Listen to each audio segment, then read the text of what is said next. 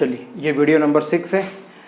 Last video में हमने देखा था कि इनर्शिया क्या होता है, जड़त्व क्या होता है, उसके कुछ एग्जांपल देखे थे कि अचानक गाड़ी रुक जाती है तो यात्री, चलती हुई गाड़ी अचानक रुक जाती है तो यात्री पीछे की तरफ गिर जाते हैं, और ऐसे बहुत सारे एग्जांपल हमने पिछले वीडियो में डिस्कस कर लिया है। एक एग्जांपल और है कि अगर बस की छत पर हम जो लगेज होता है, सामान होता है, उस सामान को रस्सी से बांध के रखते हैं। ऐसा क्यों होता है कि सामान को, लगेज जो सामान है उसे बस की छत पे बांध कर इसलिए रखते हैं कि अचानक बस, जो चलती हुई बस अचानक रुक जाती है तो सामान नीचे गिर न जाए, इसलिए उसे रस्सी से टाइट किया जाता है। इसका कारण भी होता है इनर्शिया, ड्यू टू इनर्शिया, जड़त्व के नियम के कारण।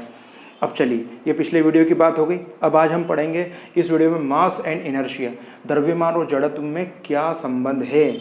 तो मास मेजर्स इनर्शिया, द्रव्यमान जड़त्व का मापक है। इसका एक एग्जांपल लेते हैं कि अगर हम एक फुटबॉल लें, उस फुटबॉल को एक बल लगाएं, उस फुटबॉल को किक लगाएं तो फुटबॉल काफ़ी दूर तक जाती है, ठीक है।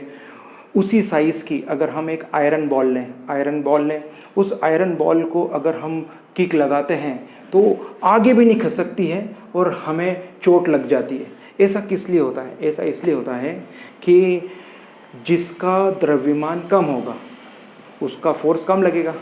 इसका मतलब कि फुटबॉल जो है, फुटबॉल का जो मास है, फुटबॉल का मास जो है वो कम है, तो हमें उस जो कम मास होने के कारण इनर्शिया भी कम होता है, उसका जड़त्व भी कम होता है, उसको मूव करना आसान है।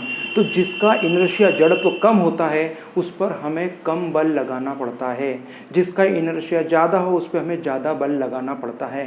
तो इनर्शिया किसके ऊपर डिपेंड करता है? इनर्शिया जो है वो directly proportional to mass. Inertia mass directly proportional to inertia, inertia directly proportional to mass. द्रव्यमान जड़त्व के समानुपाती होता है या जड़त्व द्रव्यमान के समानुपाती होता है। अगर द्रव्यमान बढ़ेगा तो जड़त्व भी बढ़ेगा। तो ये एग्जाम्पल देखा।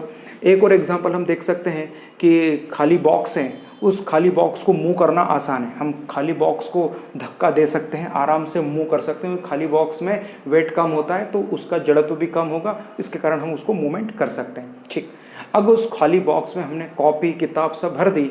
बॉक्स को भरने के बाद अब उसको मूव करने जाते हैं तो उसका मूव करना कठिन हो जाता है। क्यों? क्योंकि उसका भार बढ़ गया, वजन बढ़ गया, भार बढ़ गया, द्रव्यमान बढ़ गया, मास बढ़ गया। इसका मतलब उसका मास बढ़ने के कारण उसका जड़त्व भी बढ़ जाता है। प्लीज़ नोट कर लीजिए।